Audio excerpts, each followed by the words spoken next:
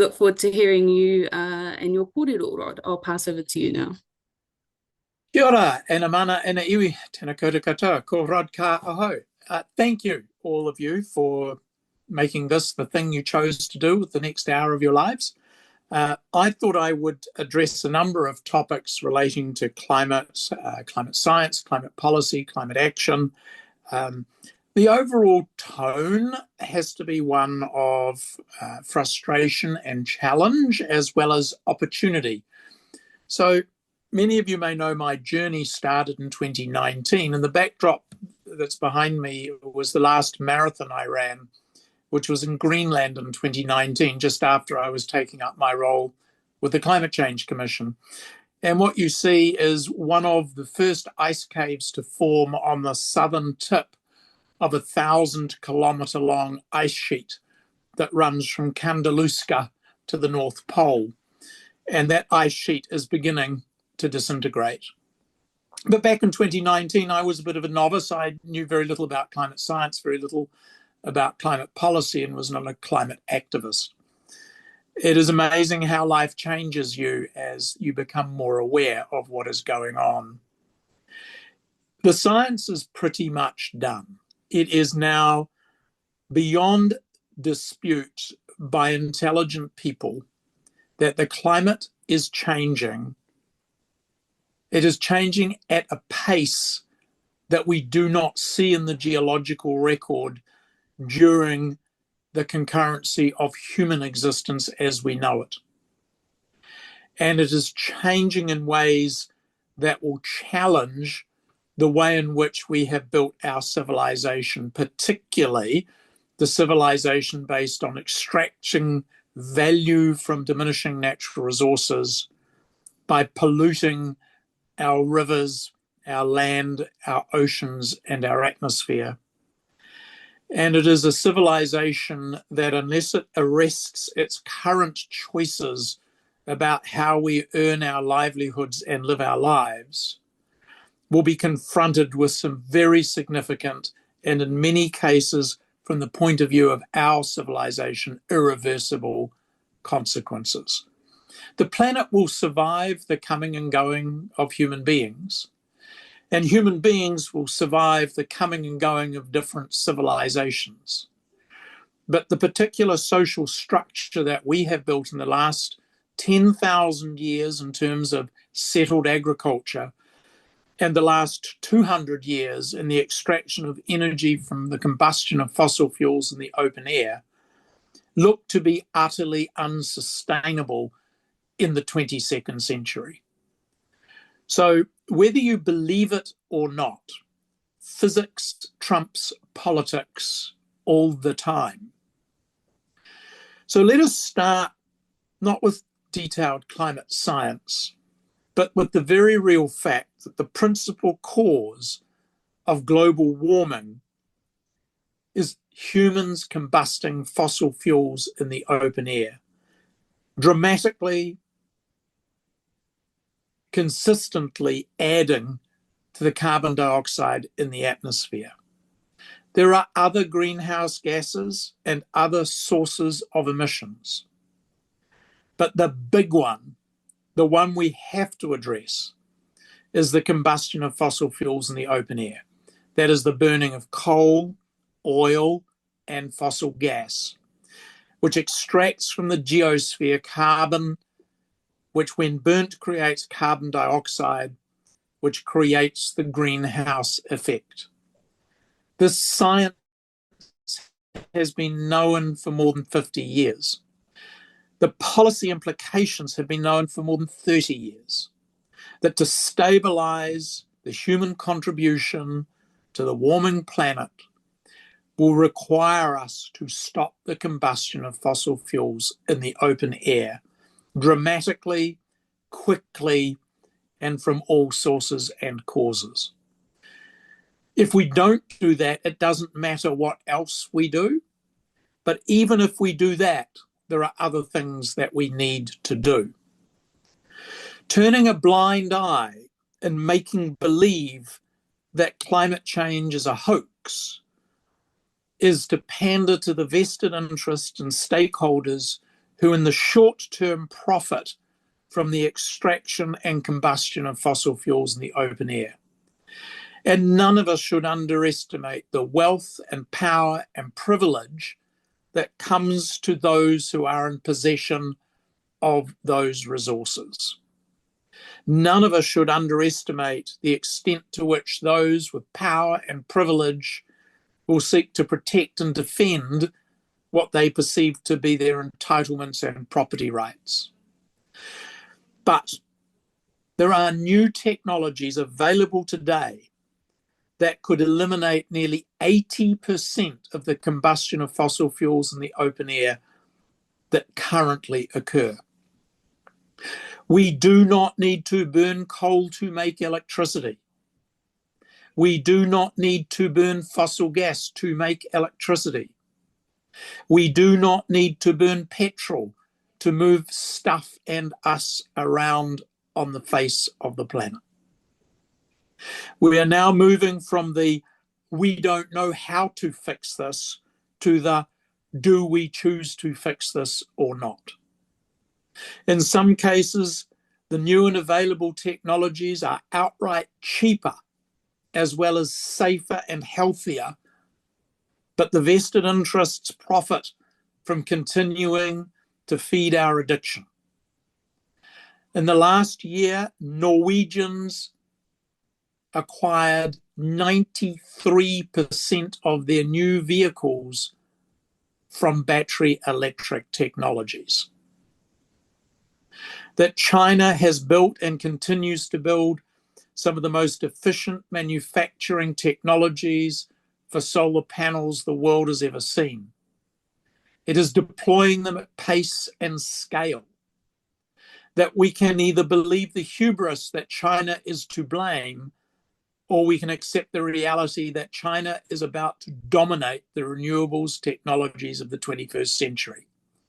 With the cheapest and most reliable solar panels, batteries, battery electric cars. And it is the defense of the incumbent stakeholders that is leading to the misinformation and disinformation of our age. It seems extraordinary to me that we would be seriously contemplating using taxpayers' money to fund the quest for more fossil gas when the known reserves are equal to 50 years of the current consumption, and to burn all of the fossil fuels that we already know about will make our planet uninhabitable for the type of society we have built. It seems extraordinary to me that we would contemplate importing liquefied natural gas when we have an abundant supply of biomass for energy in the central North Island of New Zealand.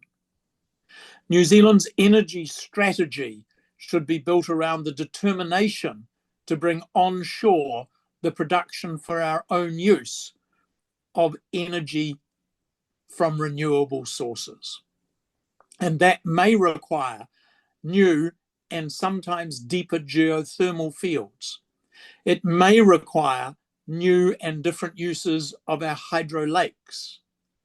It may require the support for the establishment of biomass for energy crops and processing plants.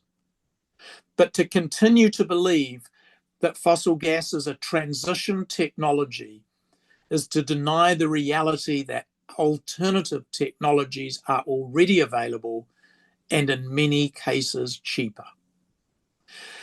So the challenge is always to ask who benefits from the disinformation and misinformation that is so rampant, that influences policymakers. And it is pretty clear the incumbent suppliers of the known technologies that extract economic rents from the status quo have much to lose and little to gain by accelerating the transition. New Zealand is an island nation. We have an opportunity to control our own energy production and use.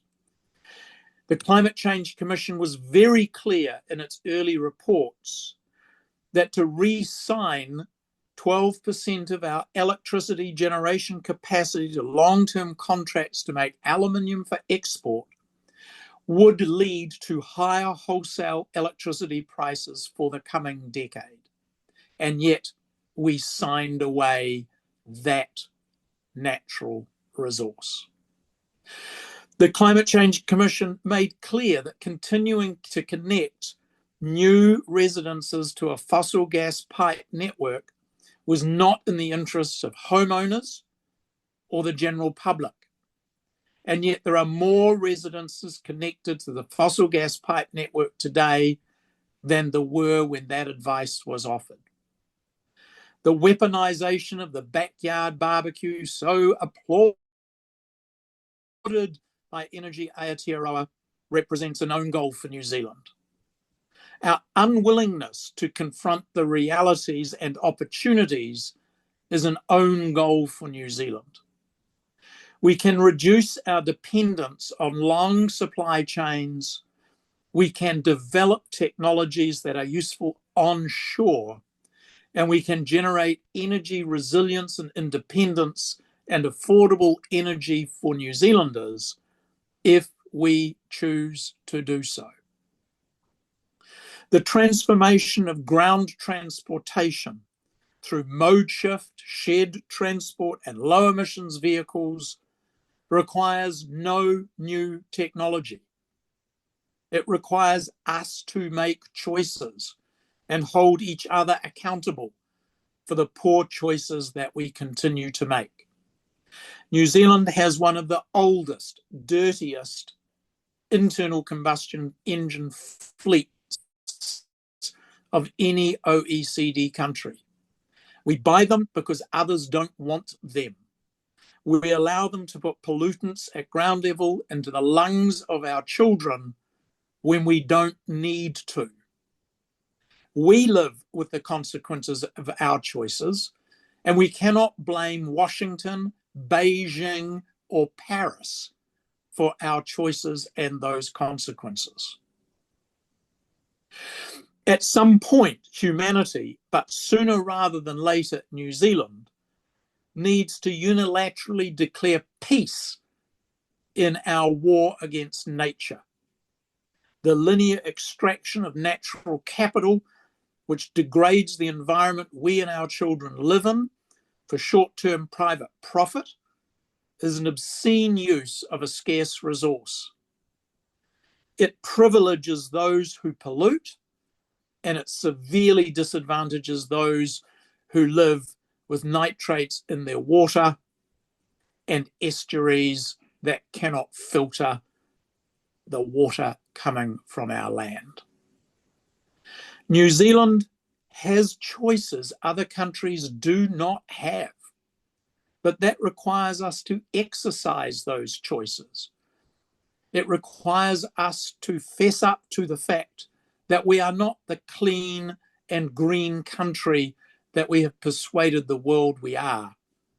Our emissions per capita, even setting aside agricultural emissions, are among the highest in the world.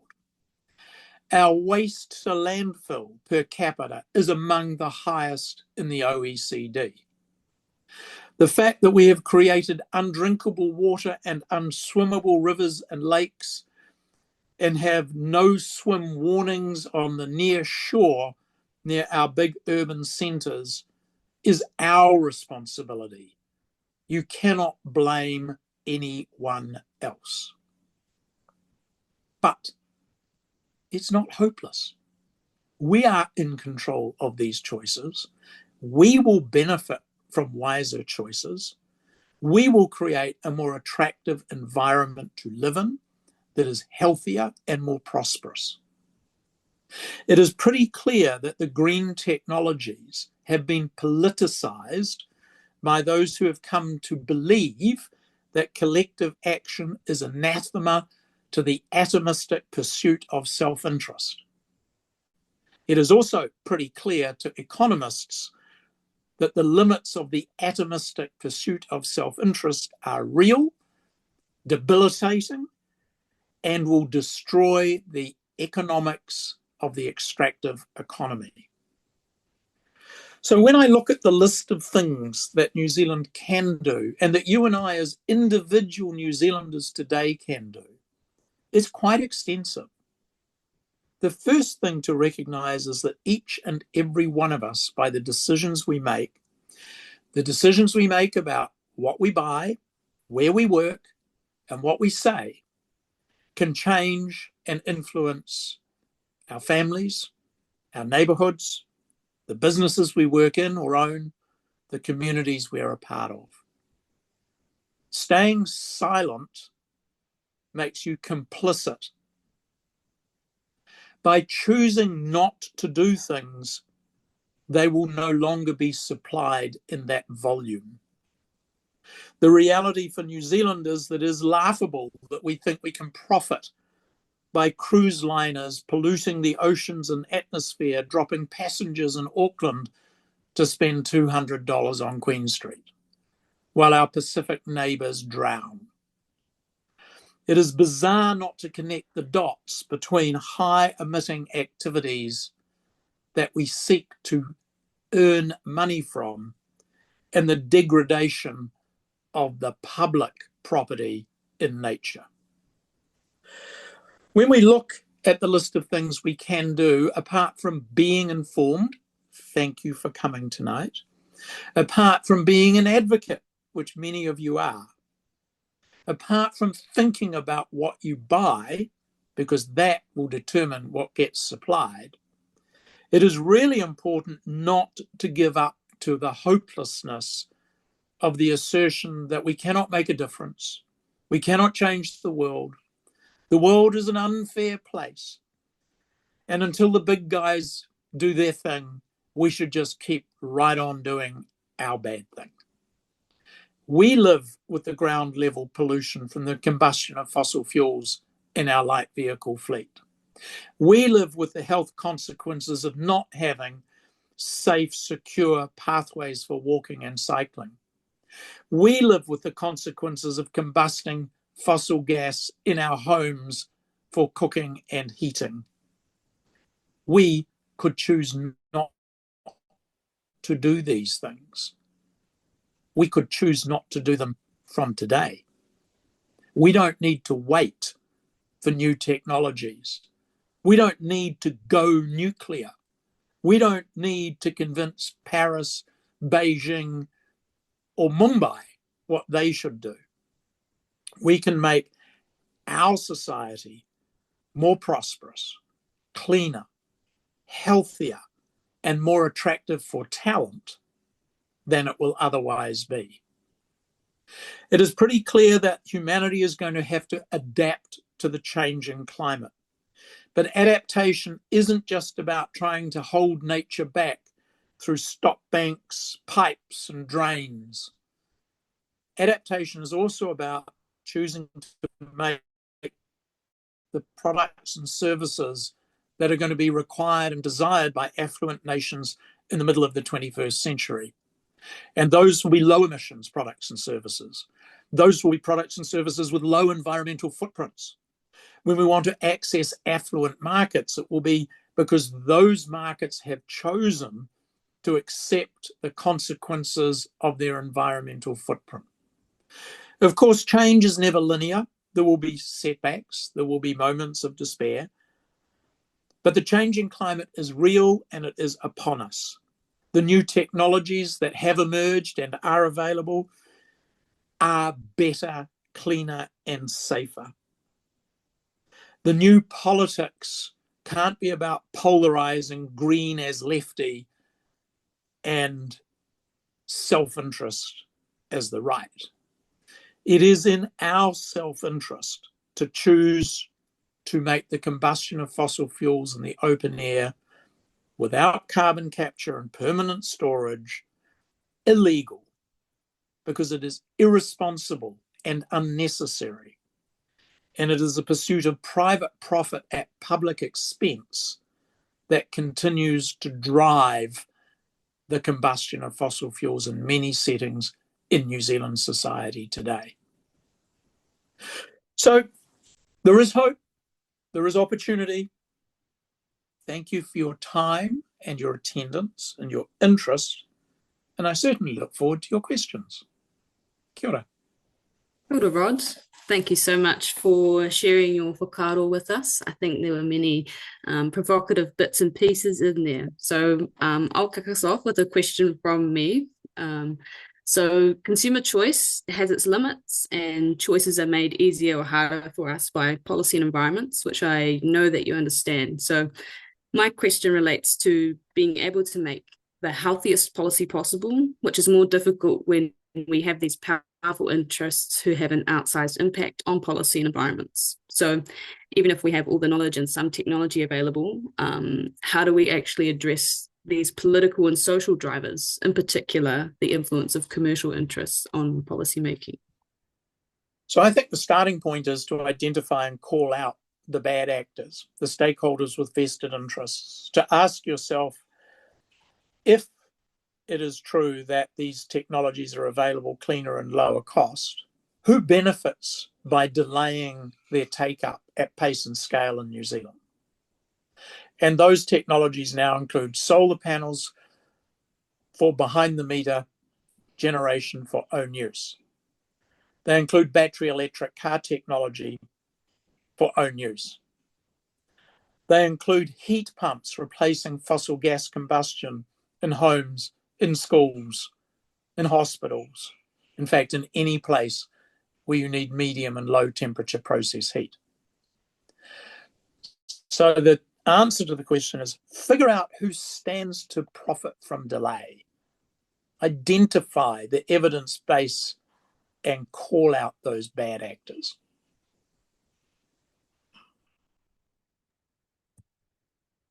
Thank you.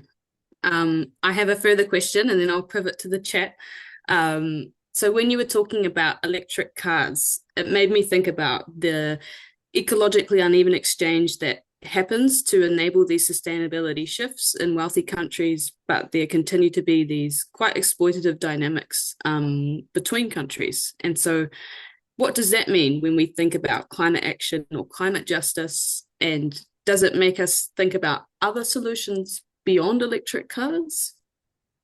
Well, I think the electric car story is just one, but also getting off incandescent light bulbs and going to LED light bulbs, amazing reduction in energy use and increase in energy efficiency. So it doesn't have to be as big and bold as a battery electric car. It's just we should stop the sale of incandescent light bulbs. They're bad for the planet, they're inefficient, and figure out how to get all of the incandescent light bulbs out of the system fast. It's little, but the point is it's understandable. There is a superior and better technology available today. When it comes to the battery electric cars, of course, not every country everywhere can afford. But what we're going to see by 2027 is a new battery electric car will have a lower capital cost than a new internal combustion engine car, as well as lower operating costs over its lifetime, as well as a smaller environmental lifetime footprint, including production and use and end of life. So, we are getting to the point where these technologies are provably better. And so why are we so slow to put tailpipe emission standards on existing polluting vehicles? Why are we so slow to make the adjustment to take up the new technologies when we see other countries like Norway adopting these new technologies at pace and scale? Why is rooftop solar penetration so pathetically low in New Zealand compared to Australia? And some of it's about subsidies and some of it's about sunlight. But I'll tell you what, one of our gentailers has now put a clause in its power agreements that will tax you if you put solar on your roof. That sounds pretty anti-competitive, pretty self-serving, and it should be called out.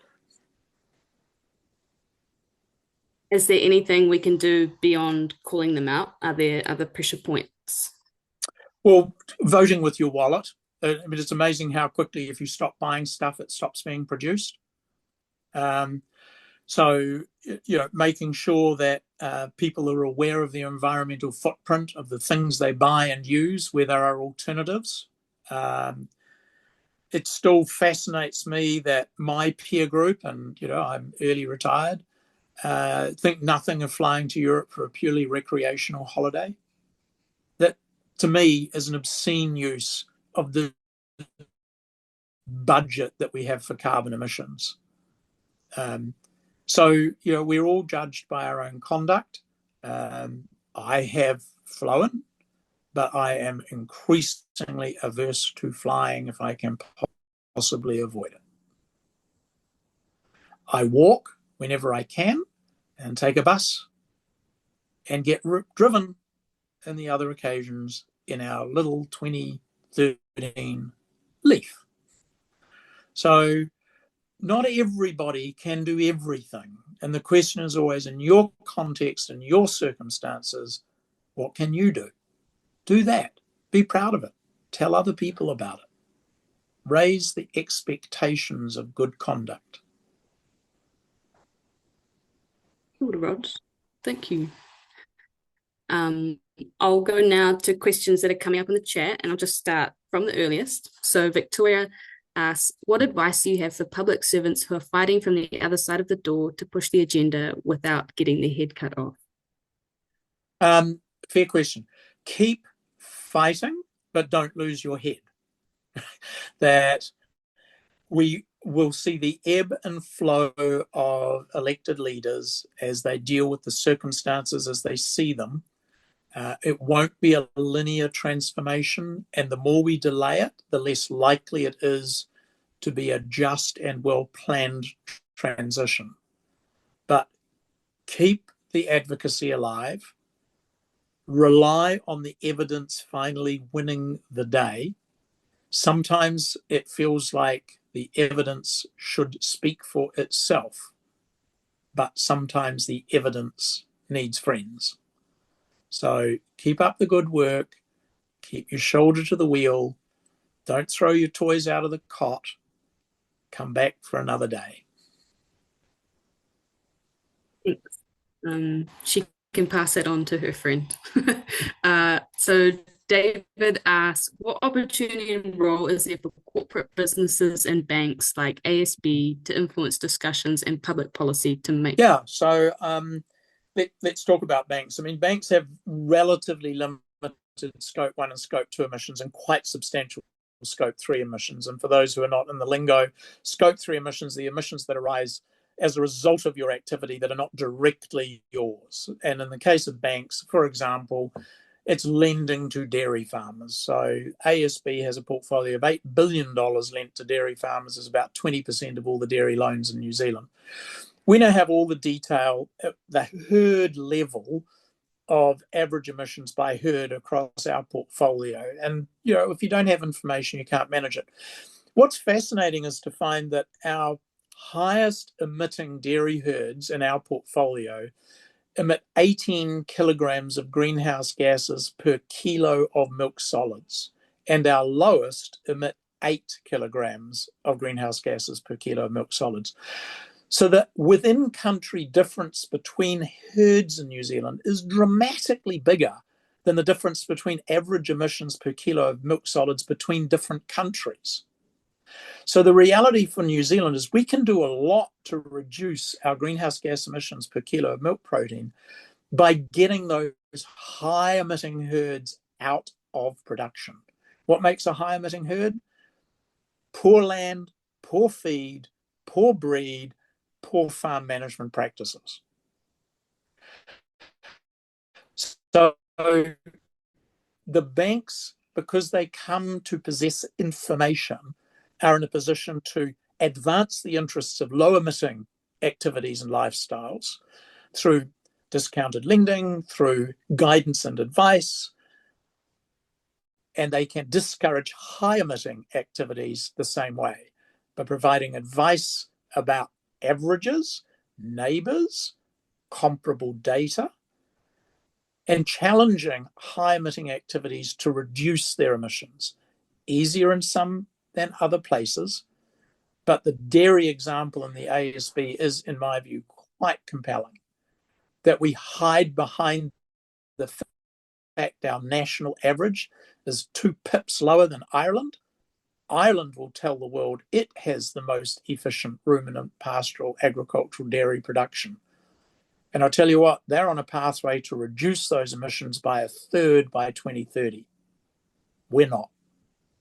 And whether we choose to use GWP star or GWP 100 or exclude measuring and reporting won't change the fact that the way the world has agreed to look at this is already locked up in treaties with 196 countries. Thank you. Dermot asks, what to do regarding organisations that might not necessarily be as bad as others, but still have an outsized effect on our ability to decarbonise, e.g. Methanex, Rio Tinto, Aotearoa, etc.? Yeah, so the Climate Change Commission's sort of advice was, reading between the lines, you wouldn't sign up to make aluminium using such a scarce and valuable resource as the hydro lake, which is essentially our storage system. But we did. Deal's done. Tiwai's got a property right, which they're now selling back to us in dry years, which is interesting. We walked into that. Methanex a bit the same. They bought the gas and now we're buying it back. I really hope we don't make the same mistake with data centres, where we sell our green renewable electricity for very low marginal value. And as a result, New Zealanders can't afford renewable energy to heat their homes and run their businesses. It's a bit like the Irish ending up providing wheat to Britain while they starved at home. Thank you. Kay says, I don't want to be pessimistic, but if things continue, how soon before the planet becomes unlivable for people? I've seen suggestions that 2050 is when air will be too hot, oceans too acidic, etc. I think 2050 is too soon, and it will never be uninhabitable for people, right?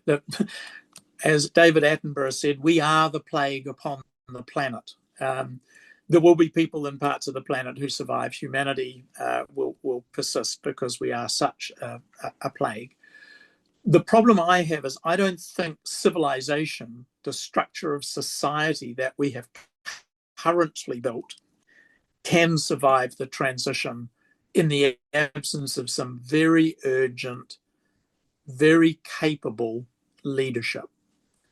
And I think that's the challenge. It's not that we'll all cook to death. It's that in the absence of decisive, urgent action, we are going to see food systems collapse. We're going to see populations migrate. We're going to see water become a golden resource. And we're going to see families and people subjected to violence as well as express violence as they seek out more habitable parts of the planet. So when I was doing some work for the United Nations on greenwashing, the Secretary General had just got back from Pakistan a few years ago where they had those massive floods. And something like 30% of the land and 32 million people had been displaced as a result of the floods. And he simply made the point that while the world was looking at the floods, the world should know that by 2050, the glaciers that feed the rivers of the Indus Valley will be gone. And that is the source of the drinking water and water for agriculture for those people. And in the absence of that water, they will need to move or die in place. And I think New Zealand is so privileged that we fail to recognise the pressures that will exist on other communities and societies as we go through the middle of this century. But humans will survive. Society may well be quite disruptive. Thank you. David, I think this might be a different David to before. He asks, I've read concerns that while grid scale, solar and wind are cheaper per kilowatt hour, but they're still less profitable for utility companies, so more difficult to finance. Solar in particular produces when prices are low without storage, whereas FF can produce at high spot price times. So finance pushes for risk sharing with government. How to tackle Yeah, that? so some of the banks are being pretty liberal now, admittedly, in the constrained circumstances of homeowners who already have mortgages, in providing access to finance to put solar on roofs. I mean, one of the challenges for New Zealand is that only about a third of our housing stock is technically and economically suitable for solar. Part of it is the principal agent problem of tenanted properties, where the landlord has no incentive to put solar on the roof because the tenant is either unwilling or unable to pay for the electricity bundled with their rent. So that takes a big chunk of New Zealand's domestic real estate out of the solar on roof cycle. And then, of course, you've got the issues that not every roof is suitable because it's not necessarily north facing, because it may be shaded, it may be old. So you end up out of New Zealand's roughly 2 million residential housing units with about 700,000 that are solar suitable. And we have got barely 70,000 solar arrays on residential in New Zealand today. So we have 10% penetration. In some states of Australia, they are at 50% penetration. So, you know, the challenge is not always is it about the finance, but if you can generate rooftop solar for own use in your household or business, you cut out the lines company, there is enough money to pay the bank for the funding and get cheaper power and pay the thing off within 7 years. Which is why it's intriguing that at least one gentailer is now writing penalties into their power supply agreements if you put solar on your roof. Thank you. Jan asks, how do we call out bad actors like Fonterra and NZ Beef Industry and Agribusiness as major greenhouse contributors when this threatens farmers? Well, I think part of it is to disaggregate the agricultural sector and farmers. Not all farmers are the same, and not all parts of the agricultural sector are the same. So if you disaggregate and think of farmers as land owners, over 150 years, land owners have seen changes in land use driven by regulation, the environment, and economics, and we will continue to see land use change. Some of that is, unfortunately, to forestry of a type that we should not be encouraging. That's the lock and leave type of forestry. Some of that land use change will be driven by climate itself, the drier east coast, the more violent storms, the coastal erosion. That's all going to shape the land use of some of those environments. But when it comes to things like sheep, meat, and wool, the reality is this is a sector that is in a very long-term decline. I think there is a case to argue that the sheep, meat, and wool industry has been the cultural backbone of provincial and rural New Zealand for a century. It is not the economic backbone of New Zealand. Red sheep, meat, and wool is less than 1% of GDP. If we move to the beef industry, beef appears to be more viable than sheep and wool, and some of the uses of beef grazing land are not clear that there are alternatives that would be as economically viable. When it comes to dairying, dairying is sufficiently profitable that it should be required to pay for all of its emissions and pollutions. There is no excuse for uncovered dairy effluent ponds. There is no excuse for nitrate leaching into drinking water near urban settings. There is no excuse for continuing to believe that we have the most efficient milk protein production in the world when we now have the data of the between herd differences and controllable variables such as land, feed, and farm management practices. So I think it is important to disaggregate the sector into its components and to recognise that there are different farmers and farming practices that have different environmental footprints, that have different economic drivers, and have different opportunities for abatement.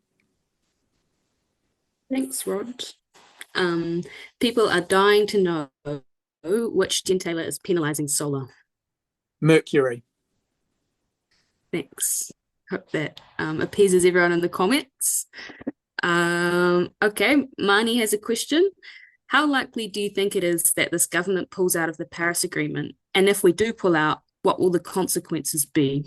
And are there any compelling arguments for us to stay in for the public, but also politicians? So I've got an op-ed coming up this Sunday in the Sunday Star Times, which addresses that issue in 700 words. My particular view is that we have international trade and investment agreements that mean that whether we're in Paris or not doesn't necessarily change the fact that we have signed agreements with individual countries like the EU and the UK that require us to maintain commitments and obligations akin to our Paris Agreement commitments. That secondly, the International Court of Justice ruling has made it clear that every sovereign state has a responsibility for its emissions, whether it's in the Paris Agreement or not. That when Mike Smith's case against Fonterra and other emitters gets heard in the Supreme Court, which it now will be, there is a very real opportunity for New Zealand jurists to do something sensible, it doesn't have to be bold, and to recognise a liability in tort for nuisance, negligence and recklessness in respect of the use of the natural environment. We led the world in giving women the vote, in public education, in reducing the cost and consequences of workplace accident litigation. We stood up for ourselves when it came to anti-nuclear in the 1980s and anti-apartheid. We can make a decision in New Zealand that says you don't have a right to pollute. You have an obligation to maintain the water quality, your emissions to air, your use of land and estuaries, not to exploit and degrade them for short-term profit at the expense of your neighbours and future generations. And if that means we reshape our economy, that's fine. Nobody's suggesting we should reintroduce child labour because it would make our horticultural industry lower cost. So why do we believe it's acceptable to degrade our environment so this generation can get short-term profits and leave future generations with little choice? Thank you. Just noting time, we've got a couple more questions in the chat. Fiona says our glaciers are also melting. How long before this will affect our water supply, especially in Canterbury? I'm not quite certain I know the answer. I know a lot of the rain that falls on the east side of the main divide flows to the sea untouched. Some of it is groundwater, some of it goes through the aquifers. But, you know, the wind blows from the west, picks up the water off the Tasman Sea, and it dumps it on the west coast, and some spills over onto the Canterbury Plains. NIWA's forecasts are that the east coast of New Zealand, North and South Island, are going to get drier, but they're going to have more violent, disruptive weather events in the years to come. So the droughts will be droutier, the floods will be floodier, but basically on average it will be drier in Canterbury and drier in the Wairarapa in the decades to come. So we have to figure out to what extent we can responsibly and sustainably harvest water and use it without degrading the natural environment. Fortunately, we are not short of water, but we are short of free water to dump crap in. Susie asks, does wool have place as a green textile? And if so, should it be subsidised to support wool in a market competing against synthetics and a water-hungry cotton industry? Yeah, so wool is really interesting. So the average greenhouse gas emissions, GWP 100 per kilo of sheep meat, is about 20 kilograms of greenhouse gas emissions per kilo of red meat. Now, what the red meat guys decided is they wanted to reduce the amount of greenhouse gases attributed to the meat produced to show it was better than beef. And the way they did that was scientifically to get a number that said about a quarter of the emissions from a sheep led to the development of wool protein. So look, see, there's only 16 kilograms of greenhouse gases per kilo of sheep meat instead of 20 for beef. But now you've attributed 4 kilograms of greenhouse gases to the wool production from a sheep in a year. And a sheep fleece is about 5 kilograms. So all of a sudden, the greenhouse gases per kilo of wool fiber is not zero. And while producing carbon fiber and fiberglass comes in at 60 kilograms of greenhouse gases per kilo of those products, it is interesting that if you attribute wool protein a share of greenhouse gases from the sheep, then it doesn't look so green. So it is one of those cases where we do need the science, we do need the measurement, but we also not to be convinced of our own hubris. Thank you. Vic says this conversation can be bleak. So what are some of the things you're seeing that might bring hope to those on the front lines? So let's tick them off. In energy, there is definitely renewable energy potential in New Zealand. So the Infrastructure Commission estimated that this century, New Zealand had 3 times the potential to generate renewable electricity than it was likely to need. Yes, you need to overbuild solar because it only works 20% of the 8,500 hours a year. Yes, you need to overbuild wind because it only works 40% of the 8,500 hours of the year. Yes, geothermal is a great opportunity, and the government, to its credit, is putting $60 million into looking to deep supercritical geothermal, which is cool. If it works, that's fine. Fluctuating our hydro lake levels has environmental consequences that need to be transparent and debated. The government was very quick to kill pumped hydro storage at Onslow on the grounds it was creating uncertainty for the gentailers and their investment pathways. But it's now opened up the prospect of taxpayer-funded LNG import terminals, which will create even more uncertainty for gentailers looking to invest in renewables. So the renewables story in New Zealand gives us independent supply, gives us control over what we produce for our own use. So I am a big fan of the energy opportunities in New Zealand. Whether the current structure of the energy markets, lines companies and Transpower is going to liberate that opportunity is highly debatable.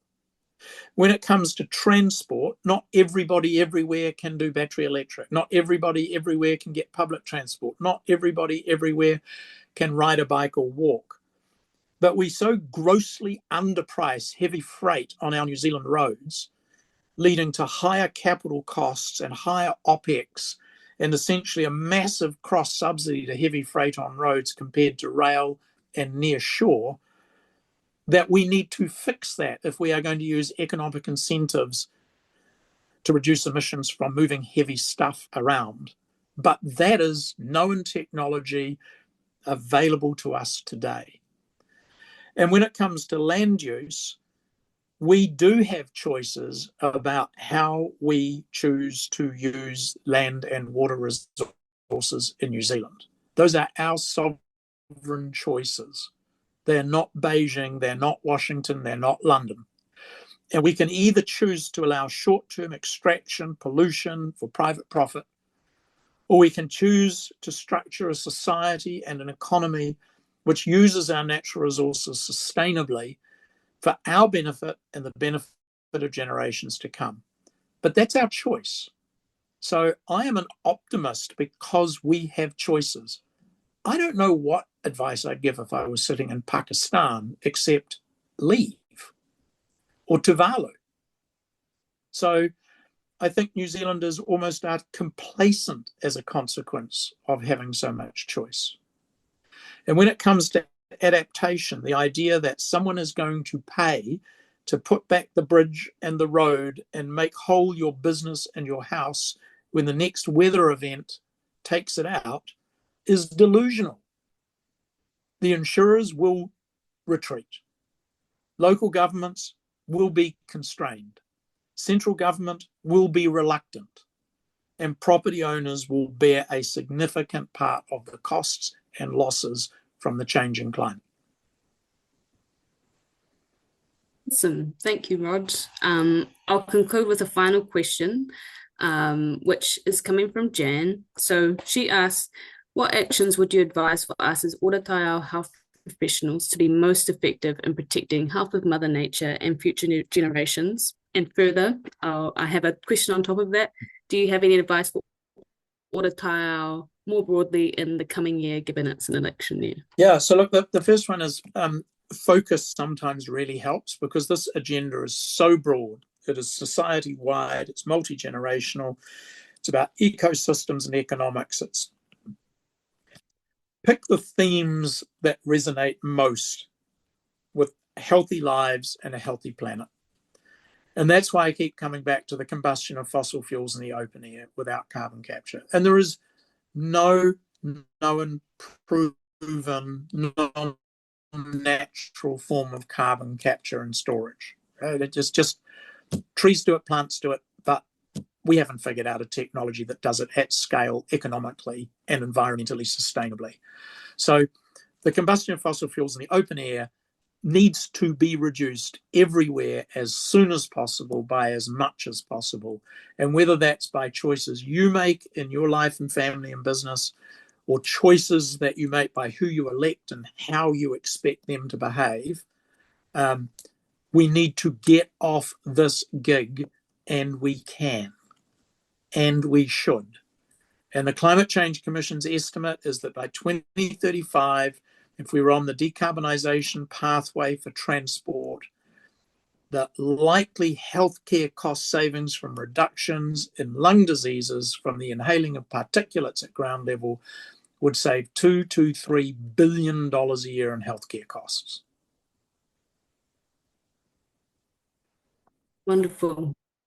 I think we'll leave it there for the last question, but just really want to thank you, Rod, for coming along, for being so generous with your time and your thoughts, and answering all those questions we just threw at you. So thank you. We do have a koha to send you from all of us here, so we'll get in touch with you after this. But yeah, thank you everyone else for coming.